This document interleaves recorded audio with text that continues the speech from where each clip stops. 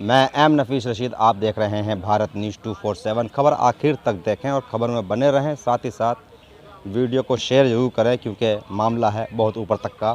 और जहां तक मैं जान पा रहा हूं कि जिस तरह दिल्ली है और दिल्ली राजधानी के अंदर अक्सर बड़ी बड़ी समस्याएं छोटी नज़र आती हैं उन दफ्तरों में बैठे लोगों को जो वादा करते हैं चुनाव के समय कि हम आएंगे, तुमको ये देंगे, तुमको वो देंगे। यानी कि मैं दो झटकों में बोल रहा हूं कि हर नेता वादा तो करता है, पर जब वादे के बाद में जब वो सीट पर आता है और सीट पर आने के बाद सब कुछ भूल जाता है कि होगा क्या।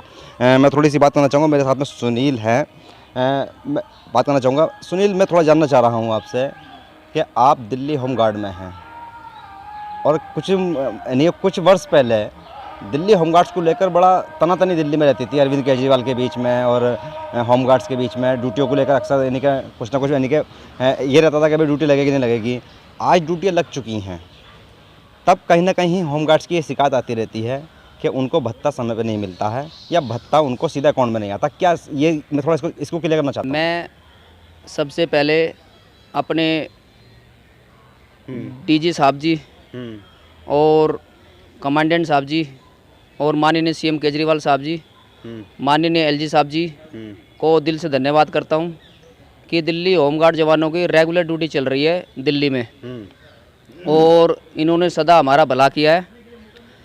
क्योंकि जब भी मैंने प्रार्थना पत्र इनको दिया है इन्होंने उस पर एक्शन लिया है और सभी दिल्ली होमगार्ड जवानों का भला किया है। पर ये गाहे बगाहे है जो खबरें छपती रहती हैं कि होम गार्ड्स को सैलरी वक्त पे नहीं मिल रही है या उनके अकाउंट में नहीं आ रही है, फिर ये कौन लोग होते हैं जो खबरें ऐसी छपवा देते हैं? आप तो धन्यवाद कर रहे हैं। मैं धन्यवाद इसलिए कर रहा हूँ कि प्रार्थना पत्र हम जब भी देते हैं तो उस पर एक्शन होकर फटाफट हमारा काम होता है। लेकिन इस बार मुझे थोड़ा आगे जाइए। हाँ, थोड़ा फील हो रहा है हाँ, क्योंकि दिल्ली होमगार्ड जवानों का एरियर और दिवाली बोनस अच्छा और सैलरी अकाउंटों में नहीं पहुँचती है, नहीं पहुंची है। अच्छा, मैं यही तो मैं जानना चाह रहा हूँ कि चलिए धन्यवाद तो ठीक है, पर मुख्यमंत्री भाई होमगार्ड्स की ड्यूटी को लेकर अक्सर चिंतित रहते हैं या देखते रहते हैं और दिल्ली के अधीन आती है होमगार्ड्स की ड्यूटी, डेली बेसिस की ये ड्यूटी होती है। मैं यही तो जानना चाह रहा था कि ये गाहे बगाहे जो कभी भी अखबार के अंदर सुनने को आ जाता है कि भाई सैलरी रुक रही है, कभी बोनस रुक रहा है, इस पर क्या कहना चाहते हैं आप? हमारी सैलरी 1 से 10 तारीख तक समय पर आ जाती है। इस बार हमारी सैलरी समय पर नहीं आई है, हमारे एरियर समय पर नहीं आया है और हमारा दिवाली बोनस वो भी समय पर हमारे अकाउंटों में नहीं आया है, दिल्ली होमगार्ड जवानों के अकाउंटों में।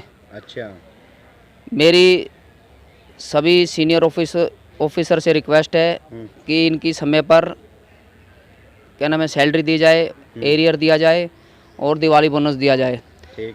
माननीय सीएम केजरीवाल साहब जी ने दिल्ली होमगार्ड जवानों को पक्की नौकरी का वादा किया था, जो कि अब लग कोई भी फाइल एलजी साहब को परमानेंट की नहीं गई है।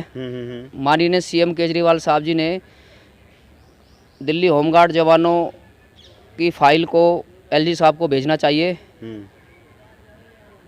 विधानसभा में संशोधन करके दिल्ली होमगार्ड जवानों की परमानेंट की फाइल एलजी साहब को भेजनी चाहिए। इसी में एक डिमांड ये भी सुना था मैंने कि भाई दिल्ली होमगार्ड्स की अगर मान लो एक दफ़े को मृत्यु हो जाती है ड्यूटी पर, तो उसमें 1 करोड़ की जो बात थी वो क्या है, मैं थोड़ा उस पर जानना चाह रहा हूँ। अगर दिल्ली होमगार्ड जवान की मुठभेड़ में अगर मुठभेड़ किससे होगी?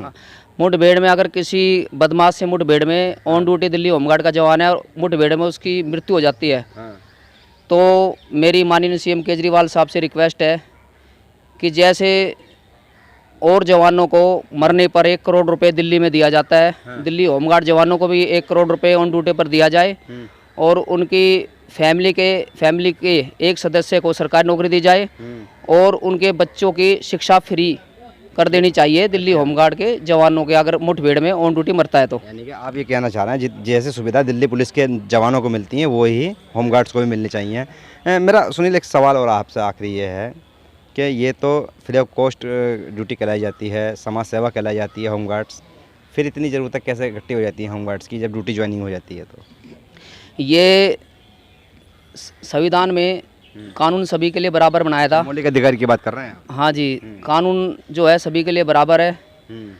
इसको देखते हुए दिल्ली होमगार्ड जवानों का जो मुआवजा राशि है उसको ज़्यादा से ज़्यादा बढ़ाया जाए और ऑन ड्यूटी अगर मुठभेड़ में अगर किसी की मृत्यु हो जाती है होमगार्ड जवान की तो उसको 1 करोड़ रुपए उसकी फैमिली को सहायता राशि के रूप में दी जानी चाहिए। आप भी होमगार्ड्स हैं, कितने होमगार्ड्स से आपकी मुलाकात होती रहती है? ऐसी इन्हीं समस्याओं को लेकर कभी बातचीत होती है? मेरी अपने होमगार्ड जवानों से बातचीत होती रहती है, मुझे वे अपनी समस्या बताते हैं। अच्छा। इसमें होमगार्ड्स में इनको मेडिकल सुविधा भी नहीं दी जाती। बड़ी दुख की बात है कि होमगार्ड जवानों को मेडिकल सुविधा भी मिलनी चाहिए। अच्छा। सभी सरकार कहते हैं कि हम गरीब और मिडिल फैमिली के साथ है। दिल्ली होमगार्ड्स के जवान भी एक गरीब परिवार से होता है, इनके बारे में सरकार को सोचना चाहिए। ये एक बड़ी बात है अपना में सुनील की, जो कि शिकायत के साथ साथ एक गुजारिश है और ये गुजारिश बड़े अच्छे ढंग से कर रहे हैं। देखिए, ड्यूटी पर रहते हुए आदमी ये चाहता है कि उसका परिवार भी पले और उसका रोज़गार भी चले, साथ ही साथ वो सेवा भाव से भाई सर्व समाज की सेवा भी करता रहे। ये अपना आप में एक बड़ी बात होती है और जिस तरह से सुनील कहते कहते अपील कर रहे हैं और ख़ास करके उन लोगों से अपील कर रहे हैं जिन्होंने यानी कि चुनाव से पहले, सत्ता में आने से पहले वादे किए थे। और ये वादा याद रखें मनीष सिसोदिया, और ये वादा याद रखें अरविंद केजरीवाल। वादा है और वादों पर तो ये खरे उतर रहे हैं, ये ड्यूटी पूरी कर रहे हैं, पर बहरहाल ये याद भी दिलाने की कोशिश कर रहे हैं कि जब वादे किए थे तो कम से कम होमगार्ड्स का दर्द समझना आपको ही ज़रूरी है। मैं एम नफीस रशीद, आप देख रहे थे भारत न्यूज़ 247।